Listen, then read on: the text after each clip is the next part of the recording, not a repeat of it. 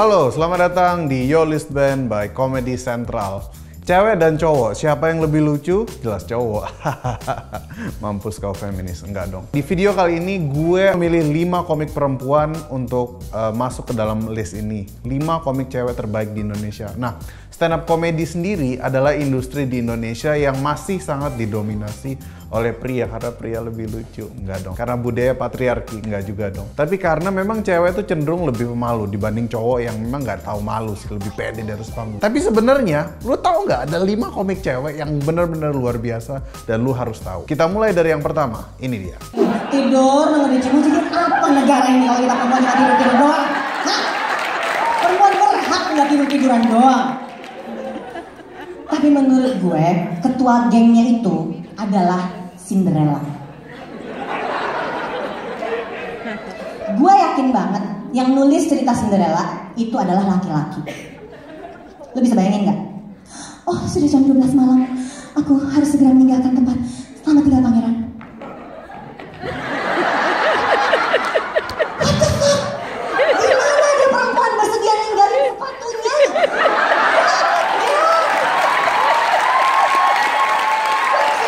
Sepatu gue.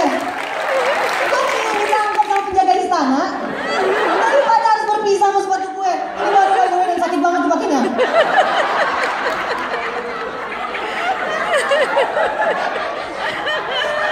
Itu tadi baru soal sepatu. Lu ingat adegan yang satu lagi nggak? Aduh, aku nggak punya baju, gitu kan ya? Terus datang si ibu peri. Cinderella, aku akan memberikan kamu sebuah baju yang indah untuk pergi ke pesta dansa bersama pangeran. Pepeti-pepeti-bu, gitu ya. Terus Cinderellanya, terima kasih ibu peri, aku berangkat sekarang, set, gitu. Gak mungkin cuma satu kali dia ganti baju kan? Gimana? Keren kan? Gue suka banget sama penampilan Likwina Hananto karena beliau memiliki background sebagai seorang financial trainer, bukan seorang stand up comedian. Dan topik yang diangkat juga cukup relatable sama banyak orang. Mulai dari dunia seputar orang Sunda, feminisme, financial planning. Kapan lagi lu bisa lihat komedian ngomongin asuransi pendidikan? Bahkan dia juga punya materi pahit tentang pernikahan. Awal pernikahannya cuma punya uang 100.000. Nah, di Ketawa Comedy Club sendiri, Likwina Hananto adalah salah satu stand up comedian bestseller. Dia udah 3 kali bikin show di Ketawa Comedy Club dan 3-tiganya sold out. Kapan lagi penampilan Likwina Hananto? Sekarang kita lanjut ke komik berikutnya. Ini dia. I know for a fact that life is sometimes scary. Especially when you're asking for permission from your dad to kiss your boyfriend. I don't know about you, but as a devout Muslim woman, I would never dare to try that. The asking for permission, not the kissing. I did kiss my boyfriends many times via text message. I am very fortunate that my parents supported my education, with so many conditions that I wish I had a lawyer to help me negotiate. For example, I can go to college, but I'm not allowed to leave dorm after class. I am not allowed to participate in student organizations or any extracurricular activities. I am not allowed to speak up. Most importantly, I am not allowed to meet anyone from the opposite sex, let alone date them. Back then I thought, wow, I didn't know that my father was such a great supporter of lesbianism.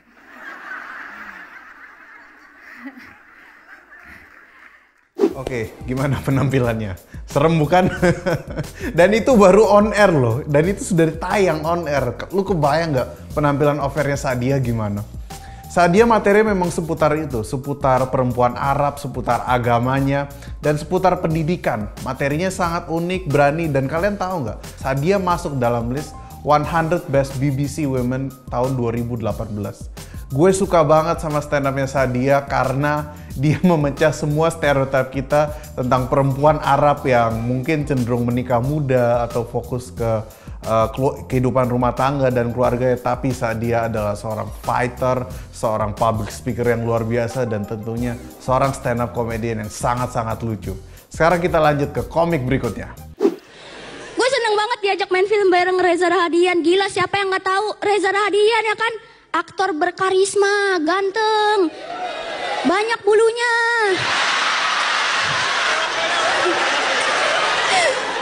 Serius, bulu dia banyak.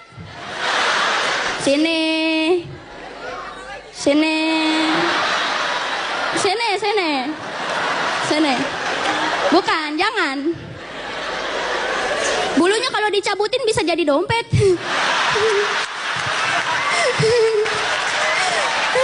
Gimana? Keren kan penampilannya Aci?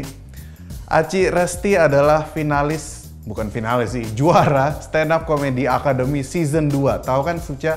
Indosiar. Nah, gue juga masuk tuh Season 1, keluar pertama. Aduh.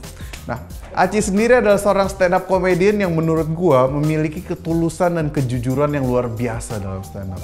Materinya sangat sederhana, seputar pacaran, entertainment industry, dan seputar keluarganya, abangnya yang ngeselin, bapaknya yang banyak maunya.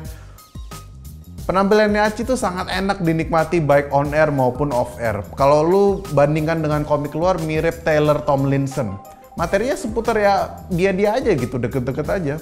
Gue memilih Aci masuk dalam list nomor 3 karena Aci adalah stand up comedian yang gue sendiri lihat perjuangannya. Kami sama-sama merintis di stand up Indo Tangerang. Sekarang Aci udah sukses main film di mana-mana sama Ernest, dan gue masih bikin video begini. Berikutnya, ini dia.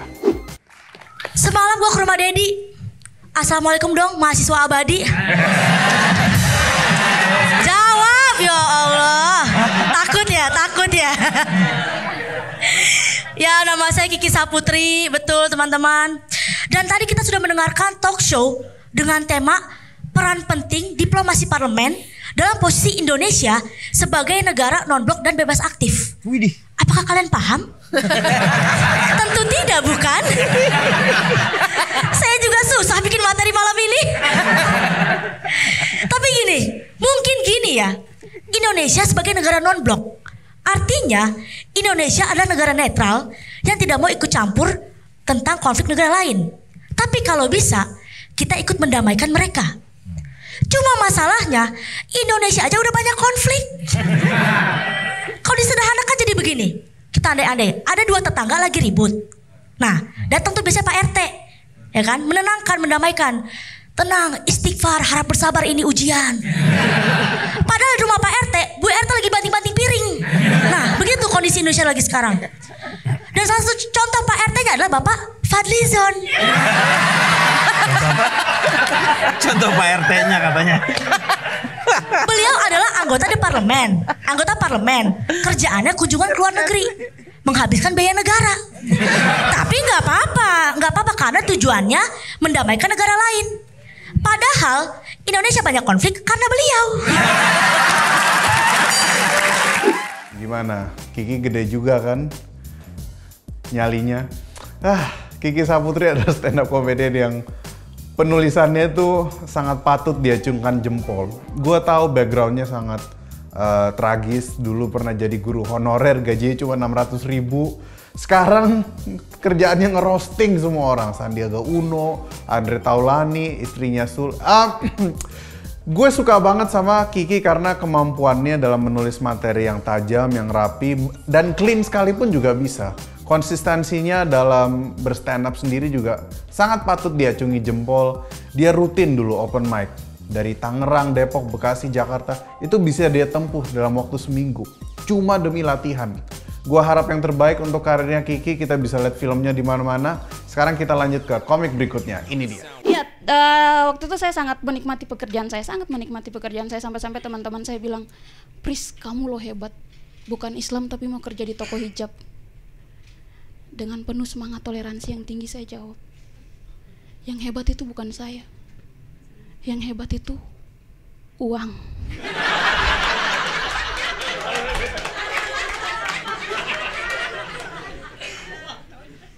kalau tidak dibayar pakai uang, saya juga tidak mau kerja di sana. Ya ampun, taruhannya terlalu besar. Iman. Serius. Awal-awal saya kerja di sana, saya lihat jilbab tuh biasa saja, cuman jilbab, kain, pakai tutup aurat sudah. Tapi semakin lama saya kerja di sana, semakin hari kok saya lihat jilbabnya semakin indah. Apalagi pas saya coba pakai loh, kok nyaman. Di sini tuh kayak ada perasaan damai yang kayak sebelumnya saya tidak pernah rasa gitu loh. Dan karena saya merasa, bener mbak, dan karena saya merasa, serius. Oh katanya, serius. Dan akhirnya kan saya merasa ada yang beda nih diri saya, ada yang beda dari diri saya. Akhirnya saya memutuskan untuk resign. Serius, saya resign. Sorry sekali saya harus resign karena daging babi terlalu enak.